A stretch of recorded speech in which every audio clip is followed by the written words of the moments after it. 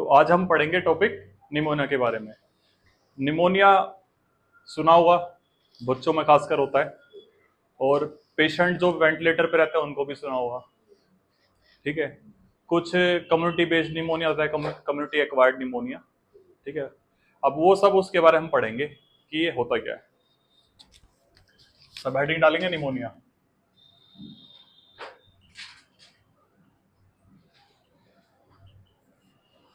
सबसे पहले निमोनिया जो वर्ड है इसका डेफिनेशन पता होना चाहिए। Inflammation of the lung parenchyma.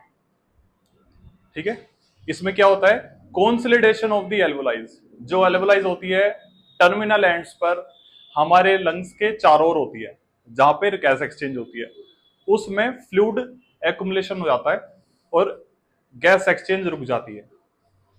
ठीक है, उसको बोलते हैं निमोनिया। अब ये डिफरेंट डिफरेंट सिम्टम्स निकल के आते हैं, जैसे bubbling sound during the expiration. वो क्या होती है, कैसे होती है, वो आगे पढ़ेंगे। सबसे पहले इसकी डेफिनेशन क्या है, inflammation of the lung parenchyma. अभी इन्फ्लामेशन है, किसी भी रीजन की वजह से हो सकती है, by the bacterial cause, viral cause और अदर टॉक्सिन्स कोज। टॉक्सिन से भी हो सकता है। ठीक है, तो इसके हम जो निमोनिया के टाइप बोलेंगे, दो कैटेगरी में पढ़ेंगे। एक तो by the types of cause और the by the types of agent. यानी एक तो एजेंट से होने वाला, एजेंट यानी बैक्टीरियल एजेंट है, वायरल एजेंट है, उससे होने वाला निमोनिया।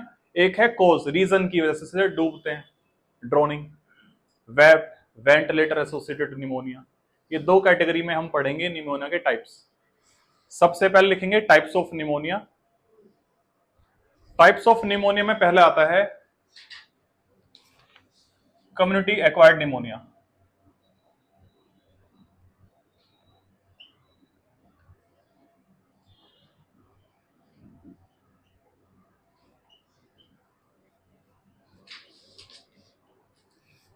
सिंपल सा इसको याद करने की टेक्निक है, community acquired pneumonia before the hospitalization, यानी हॉस्पिटलाइज होने से 48 घंटे पहले पेशेंट अगर निमोनिया डेवलप कर ले, उसे कम्युनिटी एक्वायर्ड निमोनिया बोलते हैं। ठीक है जी, 48 घंटे पहले, ये ध्यान रखना। अभी 48 घंटे क्यों बोला गया है, डिफ्रेंशिएट करने के लिए हॉस्पिटल एक्वायर्ड निमोनिया और कम्युनिटी बेस्ड निमोनिया को। एग्जाम्पल के तौर पे, पेशेंट आता है हॉस्पिटल में, 48 घंटे के बाद उसकी जो फ्लोरा होती है, इंटरनल फ्लोरा, हॉस्पिटल फ्लोरा में कन्वर्ट हो जाती है। वो सांस लेता है, खाता है, पीता है, उठता है, बैठता है। थोड़ा अडेप्टेशन में हॉस्पिटल के फ्लोरा में कन्वर्ट होने के लिए 48 घंटे चाहिए होते हैं, डिफाइन करने के लिए कि ये हॉस्पिटल एक्वायर्ड इन्फेक्शन है या नॉन हॉस्पिटल एक्वायर्ड इन्फेक्शन है। इसलिए बेसलाइन कल्चर्स भेजे जाते हैं बड़े बड़े प्राइवेट हॉस्पिटल्स में, ट्रैक करने के लिए कि हॉस्पिटल केयर कैसी है, जिनको बोलते हैं बंडल केयर, अगर नाम सुना हो, कोटिक, लप्सी, एसएसआई, वेप। ठीक है, इसमें भी सेम वही फॉर्मूला यूज होता है, 48 आवर्स। 48 आवर बहुत इंपॉर्टेंट रोल निभाते हैं फ्लोरा को कन्वर्ट करने में। पेशेंट को हॉस्पिटलाइज कर दिया, स्पूटम कल्चर भेजा गया और अदर उसके सिम्टम्स देखे गए, और सारे सिम्टम्स को कलेक्टिवली कलेक्ट करके बोला जाता कि इसको कंफर्मेटरी निमोनिया है। वो एक्सरे चेस्ट करेंगे, सब चीज करेंगे, सिम्टम्स देखेंगे। ठीक है, अब कम्युनिटी एक्वायर्ड निमोनिया बड़ों में भी होता है, बच्चों में भी होता है। अब इसके कॉजेटिव ऑर्गेनिज्म भी डिफरेंट डिफरेंट है। पहला हमें ध्यान रखना है, बिफोर कंप्लीटिंग 48 आवर्स, अगर किसी पेशेंट को, किसी बच्चे को निमोनिया बोल दे कि डॉक्टर्स ने कि इसको निमोनिया है, और 2 दिन कंप्लीट नहीं हुए हॉस्पिटल में, तो वो कहलाएगा कम्युनिटी एक्वायर्ड निमोनिया। समझ गए, कम्युनिटी एक्वायर्ड निमोनिया। अब इसमें सब चीज से पहले ध्यान रखना है कॉजेटिव ऑर्गेनिज्म, यानी बैक्टीरिया। सबसे पहले बैक्टीरिया, अगर 60 साल से कम एज है और बैक्टीरियल कोज है, उसमें उस बैक्टीरिया का नाम क्या रहेगा, स्ट्रेप्टोकोकस निमोनिया, लिखेंगे सब स्ट्रेप्टोकोकस।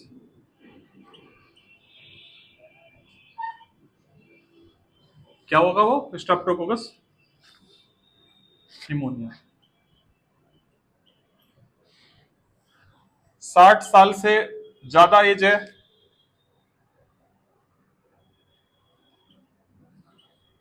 और बैक्टीरियल कोज है, उसका कॉजेटिव ऑर्गेनिज्म नाम रहेगा हीमोफिलस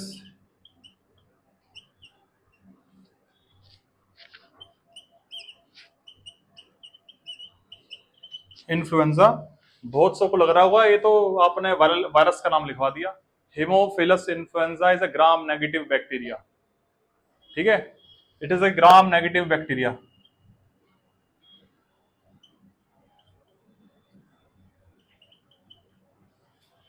सबसे मोस्ट कॉमन है ये जो पूछ रहे हैं। और एक बैक्टीरिया होता है जो दोनों एज ग्रुप को अफेक्ट करता है, उसमें ना ही हम एज 60 से कम होगी ना ही ज्यादा होगी, किसी को भी अफेक्ट कर सकता है, उसका नाम है माइकोप्लाज्मा निमोनिया।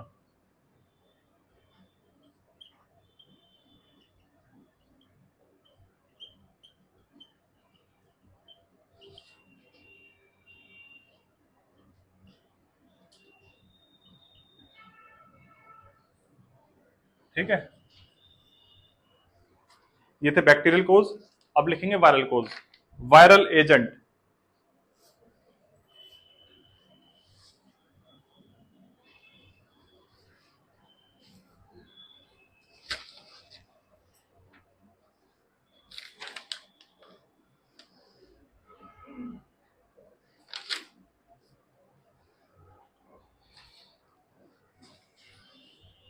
फर्स्ट था बैक्टीरियल, अब है viral cause. Viral cause of pneumonia, उसमें लिखेंगे आरएसवी, रेस्पिरेटरी सिंसाइटल वायरस, लिखेंगे सब respiratory syncytial virus. Most common child affect रहते हैं इसके अंदर।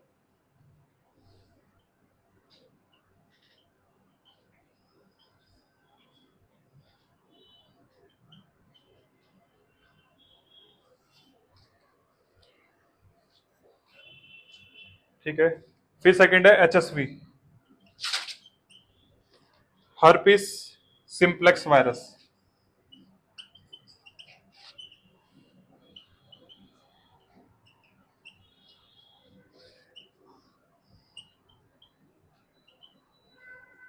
मोस्ट कॉमन एडल्ट के अंदर।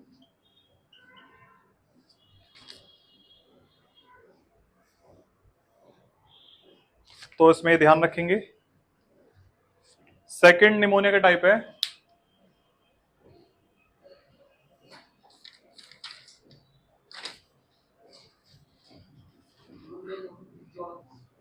ठीक, फर्स्ट कौन सा था, कम्युनिटी एक्वायर्ड निमोनिया। सेकंड है हॉस्पिटल एक्वायर्ड निमोनिया।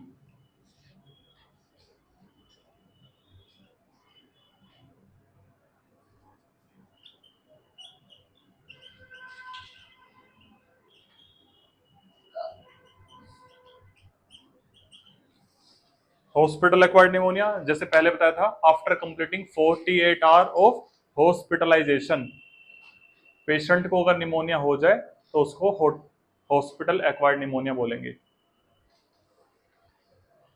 जो निमोनिया है ये बाय द टाइप्स। फिर सेकंड जो कैटेगरी है वो है लोकेशन के हिसाब से, थोड़ा सा मैंने कुछ और बताया था। पहला है टाइप यानी कौन सा वाला है, वेंटिलेटर एसोसिएटेड निमोनिया है, कम्युनिटी एक्वायर्ड है, नॉन कम्युनिटी एक्वायर्ड है, हॉस्पिटल एक्वायर्ड है, ड्रोनिंग है, केमिकल बेस्ड है, टॉक्सिन बेस्ड है। ये हो गए टाइप्स के अकॉर्डिंग। एक है लोकेशन के अकॉर्डिंग निमोनिया, यानी लंग्स के किस पार्ट को वो अफेक्ट कर रहा है, जैसे लोबुलर निमोनिया, इंटरस्टिशियल निमोनिया, वो सेकंड कैटेगरी वाला निमोनिया है। तो हम पहले वाला पढ़ रहे हैं टाइप्स के अकॉर्डिंग। तो दूसरा है तुम्हारा हॉस्पिटल एक्वायर्ड निमोनिया। इसमें समझ लेते हैं, बाद में लिख लेंगे, टॉपिक खत्म कर लेते हैं। Hospital acquired pneumonia after completing 48 hours hospitalization. Patient की फ्लोरा हॉस्पिटल फ्लोरा में कन्वर्ट हो जाती है। तो 48 घंटे के एडमिट होने के बाद अगर पेशेंट डेवलप करता है निमोनिया तो उसको बोलेंगे हॉस्पिटल एक्वायर्ड निमोनिया। बस इसमें ये ध्यान रखना है। इसमें सबसे मोस्ट कॉमन कोज है bacterial cause E coli. E coli is the organism, जब कल्चर किया जाता है इकोलाई बैक्टीरिया सबसे ज्यादा मोस्ट कॉमन हो। इकोलाई हॉस्पिटल में वाइडली वो बैक्टीरिया है जो मोस्ट कॉमन इन्फेक्शन प्रोड्यूस करता है किसी पेशेंट में। जैसे कि यूटीआई में भी catheter associated urinary tract infection, उसमें भी सेम। आफ्टर एंड्यूलिंग, आफ्टर कैथेटराइजेशन अगर 48 घंटे बाद पेशेंट को फीवर आए और यूरिन आरएम के अंदर पस सेल आ रहे हैं, ठीक है, न्यूट्रोफिल्स काउंट आ रहे हैं, टीएलसी हाई है, फीवर विद चिल्स है, तो यार सारे सिम्टम यूटीआई के हैं और पेशेंट को कैथेटर है तो catheter associated urinary tract infection कहलाएगा। ठीक है, तो E coli is the most common bacteria. अब थर्ड टाइप ऑफ निमोनिया है केमिकल निमोनिया। इसके अंदर क्या होता है? Chemical pneumonia due to the toxins like bacterial and viral, वो केमिकल निमोनिया भी कहलाता है। यानी वो टॉक्सिन्स जो बैक्टीरियल टॉक्सिन्स है, वायरल टॉक्सिन्स है, लैब के अंदर मेनली होने वाले, ये उससे रिलेटेड होने वाला निमोनिया है। ठीक है। फोर्थ है एस्पिरेशन निमोनिया। एस्पिरेटेड निमोनिया सबसे ज्यादा बच्चों में देखने को मिलता है और जो ड्रोनिंग के केसेस होते हैं, जो डूब जाते हैं, निकाला जाता है, डूब गए हैं वही बचा के लाए हैं हॉस्पिटल में।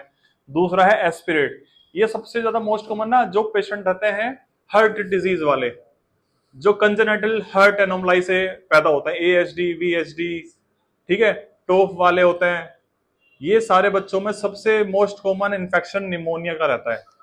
और वो निमोनिया कौन सा? एस्पिरेटेड निमोनिया, क्योंकि एक तो वैसे ही वीक होते हैं तो वो एपिग्लोटिस भी वीक रहता है तो वो एस्पिरेट कर लेते हैं, यानी एसिड ज्यादा बनता है, रिगर्जिटेट करके वो सीधा एस्पिरेट कर लेते हैं।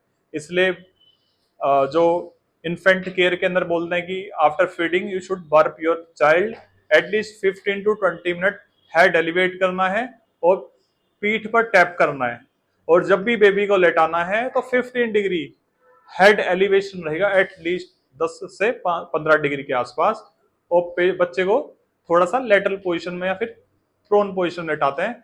क्यों लेटाएंगे प्रोन पोजीशन में? क्योंकि lateral position is not more effective, क्योंकि एडल्ट पेशेंट इज में lateral position is more effective, but in infant जो छोटे छोटे बच्चे होते हैं इनको लेटाते हैं प्रोन पोजीशन में, यानी फेस रहेगा डाउनवर्ड, अगर कुछ भी सिक्रीशंस रहेंगे वो सब निकल जाएंगे। ठीक है, इसलिए अब बच्चों की बात आ गई, एस्पिरेशन निमोनिया के बारे में आप पढ़ रहे हो तो सक्शन प्रेशर भी पता होने चाहिए। देखो एडल्ट पेशेंट में कौन कितना सक्शन प्रेशर होता है? नेगेटिव में होता है एमएम ऑफ एचजी होता है एडल्ट पेशेंट के अंदर 100 to 120 एमएम ऑफ एचजी। ठीक है, child 80 to 100 MM of Hg, infant 60 to 80 MM of Hg, and pre term babies में सक्शन जो प्रेशर रहेगा वो रहेगा 40 to 60 एमएम ऑफ एचजी।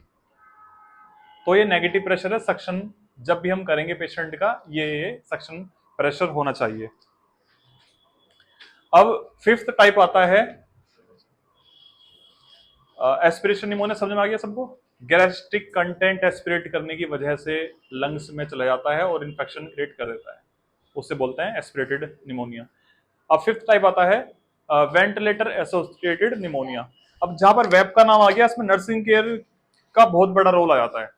बहुत सारे ऐसे पॉइंट है जो हमको ध्यान रखना है वेंटिलेटर एसोसिएटेड निमोनिया के अंदर।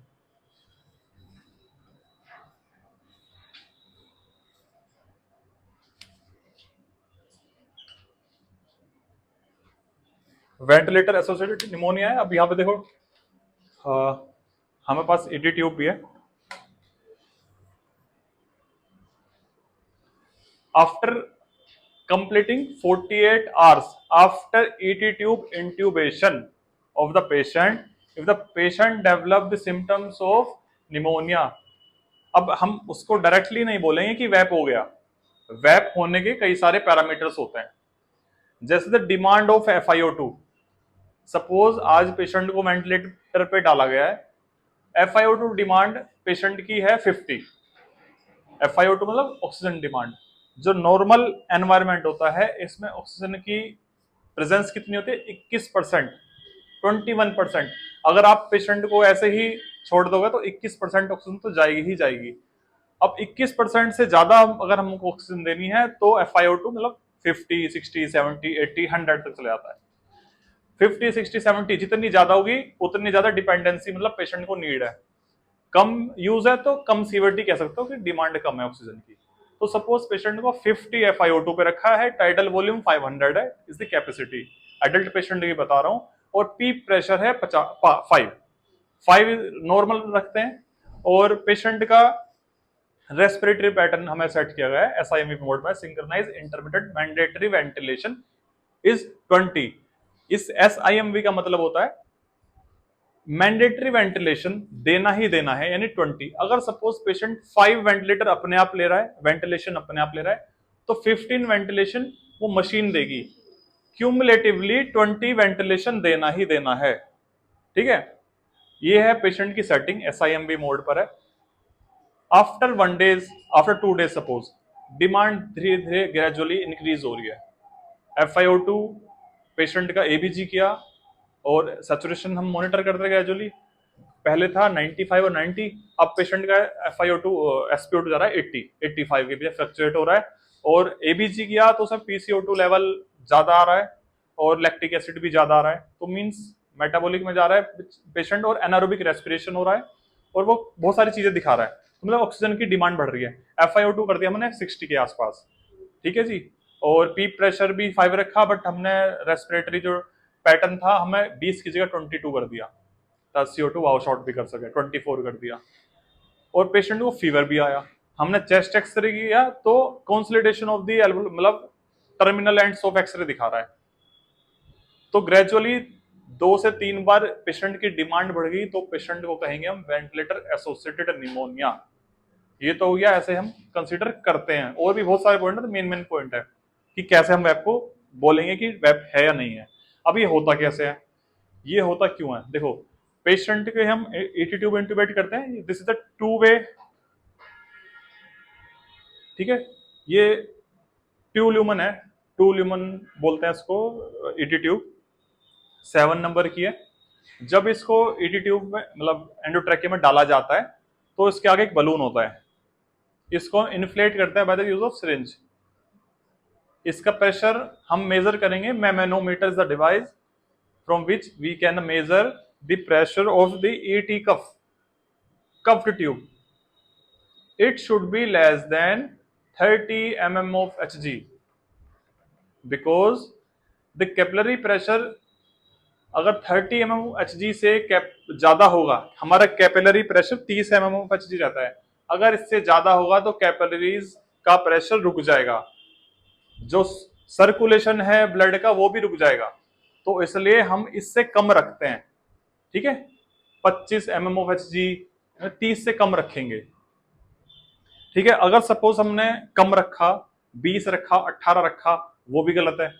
माइक्रो एस्पिरेशन होता रहेगा, पेशेंट्स का सिक्रीशन होता है माउथ से, हमने माउथ केयर दिया, सब कुछ किया, आफ्टर थोड़ी देर बाद क्या हुआ, पेशेंट के सिक्रीशन हुए, वो धीरे धीरे धीरे एस्पिरेट होते रहेंगे, इसके साइड से होते हुए पेशेंट के लंग्स में जाते रहेंगे। पेशेंट ऑलरेडी सडेशन पर है, वेंटिलेटर पर है, तो क्या होगा, एस्पिरेट करते रहेगा, तो micro aspiration will leads to the pneumonia.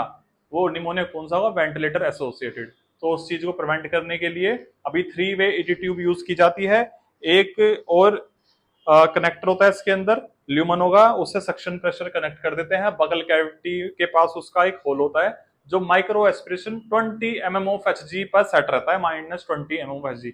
जो छोटे छोटे माइक्रो एस्पिरेशन जो इकट्ठा हो जाता है, suppose this is the ET tube, इससे ऊपर ऊपर इकट्ठा रहेगा और वो एस्पिरेट करके बाहर सक्शन ट्यूब में निकालता रहता है, कंटिन्यूस चलता रहता है वो -20 पे, तो उसे वेब से बचाते हैं उस पेशेंट को। और mouth care every 2 hourly mouth care देते हैं, प्रॉपर माउथ कर देंगे, और एवरी शिफ्ट में हम इसका कफ प्रेशर मेजर करेंगे। अगर सपोज 30 से ज्यादा हो गया कफ प्रेशर, वो तो अच्छी बात है कि एस्पिरेशन ने रोक दिया, एक एयर सील्ड और वाटर सील बिल्कुल ऐसा बना दिया है कि कुछ भी वाटर वगैरह नहीं जाएगा, सिग्रीन सलाइवा वगैरह नहीं जाएंगे। बट उसका एक नुकसान होगा, 30 से ज्यादा होने के बाद ना उसके जो माइक्रो ब्लड सप्लाईज होती हैं वो नेक्रोज होने स्टार्ट हो जाती है। ये नुकसान होता है लॉन्ग टर्म इंटूबेशन वाले पेशेंट में। जब पेशेंट को एक्सटूबेट करते हैं तो ब्लैक ब्लैक टिश्यू चिपके रहेंगे इस पे। जब इसको डिफ्लेट करके निकालेंगे, whenever we extubate the patient, always prefer to set a intubation tray. Patient के बेड साइड एक इंटूबेशन ट्रे भी रेडी रखनी होती है हमेशा। और जब भी निकालेंगे, बूजी होती है, बूजी एक तरह का ट्यूब होती है, उसको हम इंसर्ट करते हैं इसमें, फिर देन इसको निकालते हैं। वो होलो मतलब इसके अंदर चला गया है, बूजी छोटी होती है, आर पार चली जाएगी।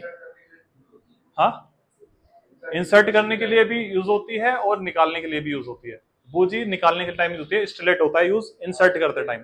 स्टिलेट, स्टिलेट से हम कर्व को डिफाइन कर सकते हैं, इस तरह रखना है, ऐसा रखना है। 3 साइज का स्टिलेट होता है, स्मॉल मीडियम लार्ज। अब बूजी होती है निकालने के लिए, हमने पहले इसमें बूजी डालेंगे, देन इसको निकाल देंगे, बूजी वहीं पर रहेगी। बूजी का काम क्या, पेटेंसी को मेंटेन करना ल्यूमन की। अगर सपोज पेशेंट का टिश्यूज इस पे आ गए हैं, एमएमएचजी आपने ज्यादा रखा था, तो टिश्यूज नेक्रोसिस हो जाता है यहाँ पे। और वो जो वहां का ल्यूमन की लाइनिंग है, मसल्स लाइनिंग है, उसकी फ्लोरा है, वो डिमिनिश हो जाएगी। तो चांस क्या होता है, अगर सपोज अपने बूजी ने डाली या जब भी हमने निकालने की कोशिश करी, तो वहां से हो जाए कोलैप्स, चिपक जाएगी। और चिपकने के बाद वो होगी इमरजेंट कंडीशन। तो ट्रैकियोस्टोमी से ही बच सकता है वो पेशेंट, अदरवाइज नहीं बचेगा, बहुत मुश्किल हो जाएगा। अगर दोबारा से इंसर्ट करें तो परफोरेट हो जाएगी, तो अदर कॉम्प्लिकेशन स्टार्ट हो जाएंगे। तो इसलिए ट्रैकियोस्टोमी इमरजेंट प्रोसीजर हमें रेडी रखना होता है। तो उस चीज को प्रिवेंशन के लिए बूजी रेडी रखेंगे पेशेंट बेड साइड, और इंटूबेशन ट्रॉली हमेशा साइड में रखेंगे पेशेंट को प्रिवेंट करने के लिए। तो समझ गए व्हाट इज वैप, क्यों होता है, कैसे होता है, नर्सिंग रोल क्या है इसके अंदर। इसका प्रेशर मेजर करना है एवरी शिफ्ट में, और माउथ केयर देनी है, हेड एंड एलिवेशन रखना होता है। देखो, वेंटिलेटर एसोसिएटेड निमोनिया को प्रिवेंट करने के लिए 3-4 पैरामीटर और होते हैं। लो मोलिकुलर वेट हेपेरिन भी चलता है पेशेंट को, ठीक है। पेशेंट को प्रोटॉन पंप इनहिबिटर भी चलते हैं, पेंटोसिड वगैरह, क्योंकि हम पेशेंट को एनजी फीड दे रहे हैं, गैस्ट्रिक कंटेंट भी है, गैस भी है।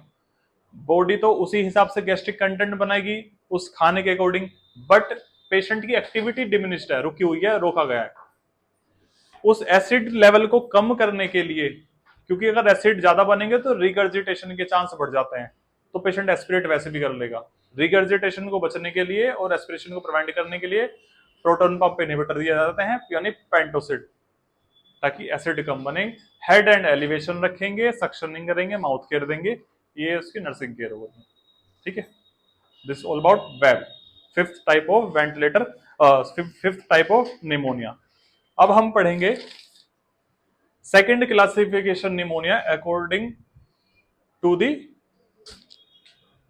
लोकेशन, कि वो लोकेशन के हिसाब से किस किस पार्ट को अफेक्ट कर रहा है लंग्स के, अकॉर्डिंग टू द लोकेशन। इसको वो लिखेंगे सब, classification according to the area और टिश्यू, ठीक है। इसमें पहले आता है ब्रोंकियल निमोनिया। ब्रोंकियल निमोनिया नाम से ही पता लग रहा है,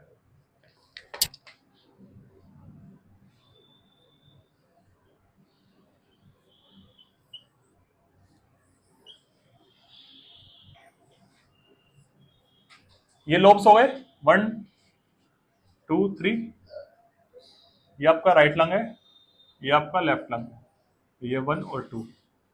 मैंने क्या बोला, लोबुलर निमोनिया, ये sorry bronchial pneumonia. Bronchial pneumonia के अंदर क्या होता है,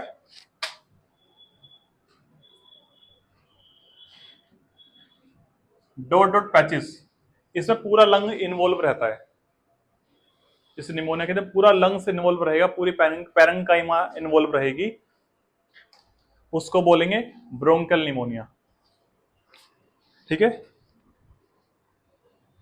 it affect the all over tissue of the lung, known as bronchial pneumonia.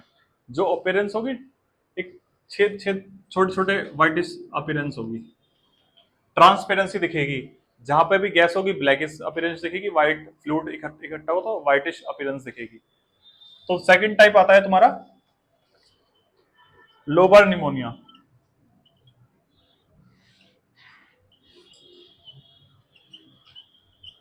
Lobar भी बोलते हैं, लोबुलर निमोनिया भी बोलते हैं। नाम से ही पता लग रहा है, lobe, right upper lobe, left upper lobe, right middle lobe, left lower lobe, यानी इसके अंदर एक लोब पूरा अफेक्ट रहेगा। ठीक है, मोस्ट कॉमन है। अब इसमें कंफ्यूजन नहीं होना है कि ये हॉस्पिटल एक्वायर्ड है, कम्युनिटी बेस्ड है।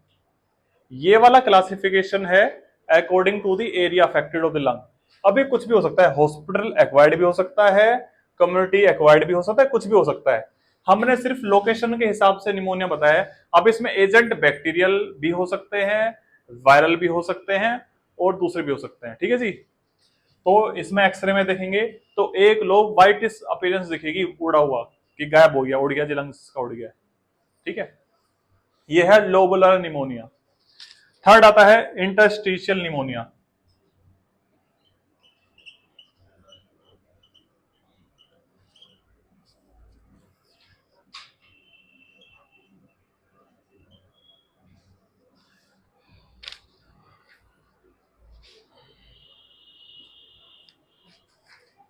इसके अंदर क्या होता है, outer layer of the lung parenchyma.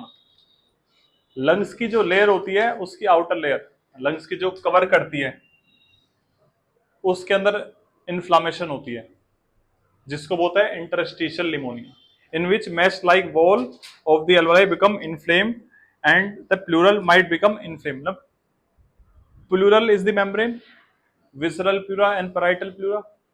जो प्लूरल मेम्ब्रेन है उसकी इन्फ्लामेशन हो जाएगी, इसको बोलते हैं इंटरस्टिशियल निमोनिया।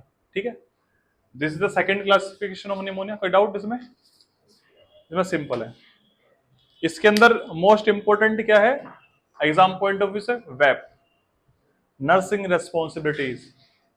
ठीक है, और इमेज बेस्ड क्वेश्चन आ सकते हैं, इमेज आ सकती है, define the types of pneumonia, it मतलब किस तरह का निमोनिया कह सकते हैं, और कॉजेटिव ऑर्गेनिज्म आ सकता है कि mostly widely organism which can cause the hospital acquired pneumonia. May be वही पूछ सकते हैं, इकोलाई। इकोलाई बैक्टीरिया ही मोस्ट कॉमन है जो हॉस्पिटल एक्वायर्ड इन्फेक्शन किसी को भी कर सकता है। ठीक है, दूसरा है कम्युनिटी बेस्ड निमोनिया में क्या डिफरेंशिएशन है और हॉस्पिटल एक्वायर्ड में क्या डिफरेंशिएशन है। वो 48 आवर्स हमें ध्यान रखना है, after completing 48 hours, before completing 48 hours. ठीक है, और ऐसे ही क्लबसी कोटी की बात आती है, अगर baseline structure baseline culture positive है, पेशेंट एडमिट हुआ इमरजेंसी में किसी हॉस्पिटल की, वो किसी भी हॉस्पिटल XYZ से आया, घर से आया है, बेसलाइन उसे कल्चर पॉजिटिव आते हैं, तो वो HAI नहीं कहलाएगा, हॉस्पिटल एक्वायर्ड इन्फेक्शन नहीं कहलाएगा, क्योंकि वो बेसलाइन कल्चर है। इसलिए सबसे ज्यादा जोर दिया जाता है, पेशेंट आता है इमरजेंसी में, फीवर है, चिल्स है, ये है, वो है, सारे सिम्टम्स हैं, अच्छा सेप्सिस की कंडीशन है, अच्छा कल्चर भेज देते हैं, पेशेंट को ऑलरेडी इंडोलिंग कैथेटर है। ठीक है जी, बेसलाइन कल्चर, यूरिन कल्चर भेजो, ब्लड कल्चर भेजो, ये भेजो, वो भेजो। तो बस वही डिफाइन करने के लिए हॉस्पिटल एक्वायर्ड है या नहीं है। जब जहां से भेजा जाता है उस दिन ही सैंपल पॉजिटिव आता है, सारे आते हैं, तो उस हॉस्पिटल का नहीं कहलाएगा, वो HAI नहीं कहलाएगा। ठीक है, ये डिफाइन पता लग गया सबको कैसे होता है, क्या होता है। अब आते हैं साइन एंड सिम्टम पे। इसमें क्या क्या होता है sign and symptom, high grade fever, use of, लिखेंगे सब sign and symptom, high grade fever, use of axis या फिर accessory muscle, use of accessory muscles, यानी रेस्पिरेशन में एसेसरी मसल्स का ज्यादा यूज करेगा। Rusty sputum and rhonchi sound, most important, rusty colour sputum is seen in pneumonia, rusty sputum and rhonchi sound. ठीक है, ये ध्यान रखना है। रोंकाई साउंड क्या होती है, it is a gargling sound और विस्लिंग साउंड। ठीक है, जब मैंने बताया था स्टार्टिंग में टर्मिनोलॉजी से पढ़ाई गई थी, उसमें मैंने बताया था R for rusty sputum, R for rhonchi sound, is for pneumonia. इसके लिए हमेशा ध्यान रखेंगे। रस्टी स्पूटम और टीबी हेमेप्टाइटिस में कंफ्यूजन नहीं होनी है। Rusty sputum for pneumonia. Tachypnoea, dyspnoea and chest pain is the silent symptom. Tachypnoea, dyspnoea and chest pain. Diagnostic evaluation, sputum culture, blood culture and x ray chest. Sputum culture, blood culture and x ray chest is the diagnostic evaluation test. अब treatment इसमें क्या करेंगे? इसमें आता है most important कि position कौन सी देंगे, अफेक्टेड साइड देंगे या फिर नॉन अफेक्टेड साइड देंगे, बताइए। नॉन अफेक्टेड साइड पोजीशन देंगे पेशेंट को या फिर अफेक्टेड साइड पोजीशन देंगे? हाँ, कोई, मैं बताता हूं। इसमें पेशेंट को अफेक्टेड साइड पोजीशन देंगे to splint the chest, support करना है उस एरिया को ताकि फर्दर फ्रिक्शन और पेन को रिलीव करने के लिए। क्योंकि उस साइड सपोज लोबुलर निमोनिया है, वो लोग पेशेंट का जा चुका है निमोनिया की वजह से, तो पेशेंट को उसी साइड पोजीशन देंगे या फिर सपोर्टिव इक्विपमेंट जैसे पिलो से सहारा दे देंगे, लेटरल पोजीशन देंगे। उस साइड को स्प्लिंट करना है, मूवमेंट को रोकना है। फ्रिक्शन देखो, स्वेलिंग है, इन्फ्लामेशन है, रब करेगा उस एरिया में तो प्यूराइटिक चेस्ट पेन जिसे बोलते हैं, पेशेंट इंस्पिरेशन के टाइम पेन होगा पेशेंट को और पेशेंट में कॉम्प्लिकेशन हो सकता है, कोऑपरेट नहीं करेगा पेशेंट। तो splint the chest and affected side position देना है पेशेंट को। और दूसरा आता है कि पेशेंट को एम्बुलेट करना है या नहीं करना। अब ये दिमाग में आ रहा होगा, सर आपने बोल दिया स्प्लिंट द चेस्ट, मूवमेंट को नहीं, मतलब मूवमेंट को रोकना है, और आप बोल रहे हैं एम्बुलेट भी करना है। एम्बुलेंट उतना करेंगे जितना पेशेंट टॉलरेट कर सकता है। क्यों करेंगे एम्बुलेट? जो उसके सिक्रीशंस हैं उसको बाहर निकालने के लिए। समझे? समझ गए ये सब चीजें? To excrete out the secretions from the chest, ambulate the patient as much as tolerable. बाद में लिखवा देंगे, जिसका छूट रहा है कोई बात नहीं। Ambulate the patient as much as tolerable and splint the side of the chest, और अफेक्टेड साइज मतलब अफेक्टेड साइड पोजीशन देंगे पेशेंट को। ठीक है, अब हेड एंड एलिवेशन करेंगे या नहीं करेंगे, बताओ, करेंगे या नहीं करेंगे? सेम सिंपल, रेस्पिरेटरी की दिक्कत है तो फॉलोड पोजीशन देना ही देना है। हेड इंजरी, स्पाइनल इंजरी नहीं है तो फॉलोड पोजीशन देंगे 60 टू 45 टू 60 डिग्री। हाई फॉलोड्स आते हैं 60 टू 90 डिग्री, तो 45 डिग्री मान के चलते हैं, 45 डिग्री उसका हेड एलिवेशन करेंगे। और बोलेंगे अब दिमाग में आ रहा होगा कि अफेक्टेड साइड पोजीशन कैसे देंगे, तो इसमें हम पिलो यूज करेंगे टू स्प्लिंट द चेस्ट। ठीक है, समझ गए? Provide 3 litres per day, fluid provide करना है पेशेंट को 3 लीटर डिहाइड्रेशन से प्रिवेंट करने के लिए, क्योंकि रेस्पिरेटरी मसल ज्यादा सांस लेता है पेशेंट, तो इनसेंसिबल फ्लूइड लॉस भी इंक्रीज हो जाएगा।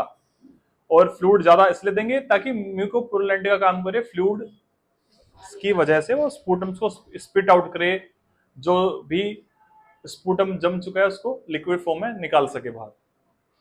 High protein and high calorie diet देंगे पेशेंट को, high protein and high calorie diet. And symptomatic treatment करेंगे, फीवर है एंटीबायोटिक, पेन है एनाल्जेसिक्स, इन्फेक्शंस है एंटीबायोटिक ट्रीटमेंट उसी के अकॉर्डिंग। जगह दो उसको।